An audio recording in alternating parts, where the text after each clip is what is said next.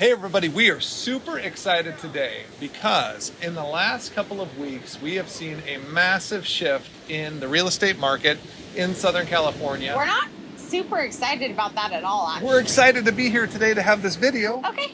But we actually have the lending team that Heather and I have used for ourselves, our families, our friends, and our clients. And so today we have Pete, June, and Samantha from US Lending Network, and we're just excited. Thank you guys for coming today. So I would say the most important thing to start with is how have the interest rates changed over the last couple weeks that our clients need to be aware of? I think there was a shift longer than a few weeks, but I think the news is always a little bit behind what's actually going on. Right. So when you hear something about it the last few weeks, it's been going on for months. And it was a general trend of rates rising. And this was very expected. We've known about this for a while. And it was a long time coming because the Fed has to do this to keep inflation under control. So what does this really mean? Because people always ask, like, hey, I'm worried, right? The prices are up, rates are up. Is it a good time to buy? I think if you have a long enough time horizon, it is always a good time to buy. And let me explain. In any 10-year period, in basically any market, outside of maybe Detroit where you've had vast changes in industry, Right. but in Southern California, in any 10-year period, prices from the beginning to the end of the period are always up. So if you're somebody that says, you know what, I might have to move, I might move out of state, I might have to sell in 5 years, okay, that's a discussion you might want to look at. Sure. But if you have a 10-year horizon, which real estate you should always look at as long-term play. You get stuck in real estate if you're thinking it's a quick get-rich thing where you're going to turn it in a few months or a few years and be okay. If you have a long horizon, I'd say that you're always going to be okay.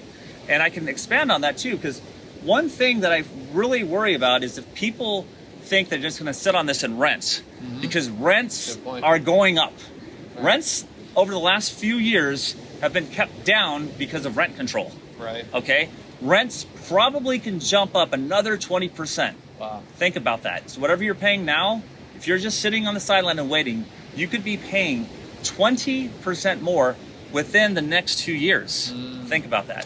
Versus buying a property and having a 30-year fixed rate loan. June, I've got a question for you. Sure, you bet, bud. So I know that you get phone calls all the time because we talk about it often. When the Fed meets, you'll hear this if you watch CNN or if you're watching C-SPAN or whatever. You'll hear the Fed's meeting this Thursday to talk about interest rates. And we wait in anticipation to hear, are they going to raise the short-term rate? Are they going to lower the short-term rate? Are they saying that we're using quantitative easing? Are we not? All these crazy terms. How the heck does that actually translate into the standard kind of 30-year fixed conventional mortgage that you guys operate under most of the time? Sure, it's a good question, Millsy. And that's really the confusion with any consumer, understandably, because it's not your job to understand this stuff. It's unfortunately become our job, or has been our career for a long time. The short-term rate that Millsy's talking about when the Fed meets, and they're going to be doing so quite a bit this year, is really what's called the Fed funds rate, which affects the short-term rates, but not directly the 30-year fixed rate. And that's what we're all worried about here, or what we're concerned about is the 30-year fixed rate, since that's the most traditional mortgage that people are sought after.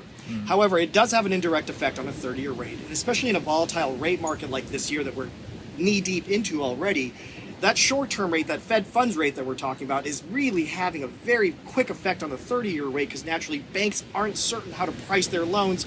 So to protect themselves, unfortunately, they're building in some protection for themselves, Right. which is, trickling onto the consumer. It's part of the system we're in. And I think, again, I may regret saying this, but I think there will be some pullback at some point in the 30-year fixed rate, but not just because of the situation we're in, because traditionally over the last, and I've worked for Pete for 20 some odd years now, what goes up typically does come back down, but do not base your decision, in hopes that it comes down, because as the rate may shift 0.25%, that property value may have gone up another $50,000. So really, that's not even at that point. You're actually losing money. Man, super important information. I really hope if you're a real estate geek like us and you're interested in knowing what's going on, even if you're not in this market, all of this applies to refinancing and those other factors in our world with regards to real estate. So I hope you're catching on to this. I want to take a little bit step aside from our current real estate market. I want to talk more about you guys personally from the U.S. lending standpoint. And Samantha, you are the newest team member to this crew. Yes. This crew is a lot bigger than what you see here. There are a number of these guys running around for U.S. lending that are doing a phenomenal job for their clients. But Samantha has come on in the last year or two. You get to see it from the outside looking in. And I just would love to hear your opinion from the consumer side. Why in the world would you trust this company and this team, your team? Why would you trust these guys with the biggest investment that you're going to make? Well, so many different reasons. To start, they've been doing it for so long. And one thing I've seen from an outside and now an inside point of view is that they keep both the consumer and the agent involved every step of the way. You're never in the dark when you're in a transaction with U.S. lending. That's one thing that I've been taught being a part of this team is always letting your real estate agent know what's going on and always letting your client know what's going on. You're never going to be in the dark. You're going to know exactly what's going to happen and why it's happening. I think that's the number one advantage. Also, we're very competitive with rates. I think that we can compete with whatever anybody has.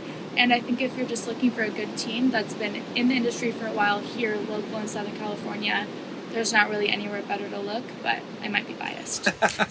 Slightly biased. Heather, what do you think? Well, I just want to touch on, from a client perspective, from the people that are viewing this video that are looking at us as potential representatives to sell their house or to find them whatever they're looking for. Like, why would you choose us? Why would you choose to work with us and U.S. lending, and what value that brings to it? And I think that the first perspective to take is, let's look at where rates are, right? Because anywhere you go, you're going to look at rates. And they're going to be the same across the board within reason. And let's talk about for a second where we are historically. So, right, rates have come up. They've been artificially suppressed for a couple of years now, which has been wonderful. I took advantage. I refinanced my house, and I'm at 2 3/4.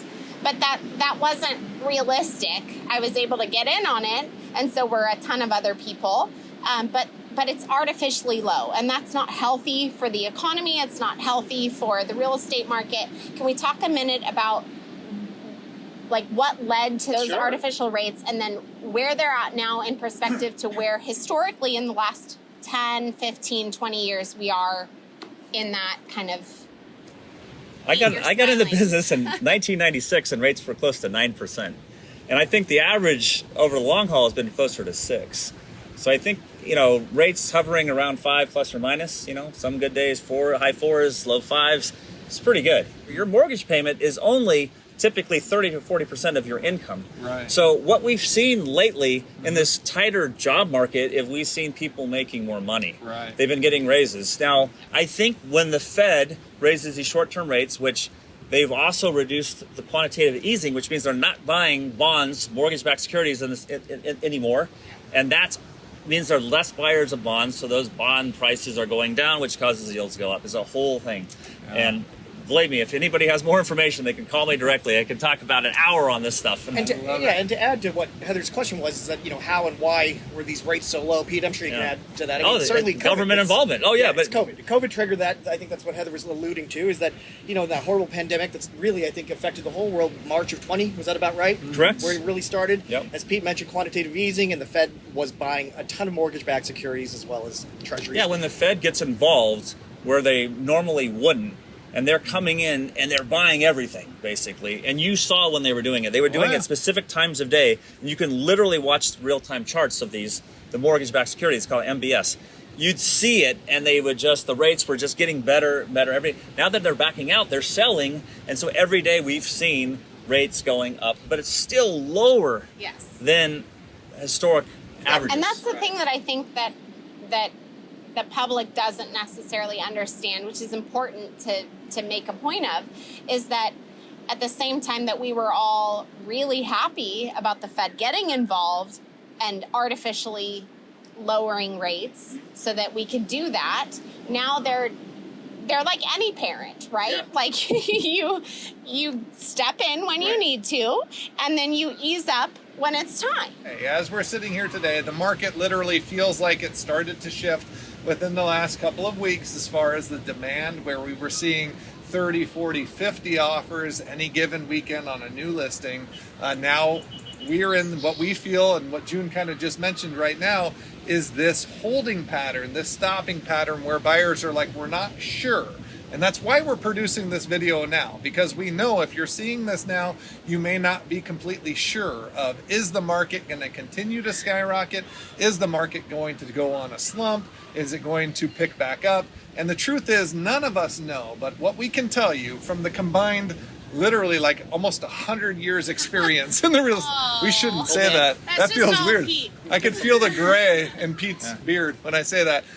But the reality is none of us know, but we can look at, we've been through multiple cycles when it comes to that. And there are some things that are tried and true, like supply and demand, like what happens when the Fed pulls back from quantitative easing. We have seen this in the past. This isn't rocket science. When we see inflation and we see interest rates going up, it's a good thing. It means the economy is getting stronger on its own, not artificially. So please don't let the negativity that you're hearing in the media, that you hear at the cocktail parties and at the water cooler at the office, really become your narrative. The reality is, when it comes to real estate, and Pete nailed it on the head, as far as loans are concerned, if you lock in a loan today on a purchase on a property and it's not the lowest rate over the next few years, the beautiful thing is they can refinance you. We're okay. We've got your back. Okay. And if you buy a property right now and the value goes down, we're going to have a conversation before you buy it. Like Pete had talked about, or June had talked about, if you're going to be there for the next 5 years, let's talk about it before you buy, because we might have a different opinion. But if you're going to be there past that, you're going to be okay. So we've got your back. We love you guys. We're happy to be your real estate professionals, and we're happy to bring to you professionals like US Lending, like Pete, June, like Samantha. And we're just happy to be part of your team. And there is something to celebrate about being historically average.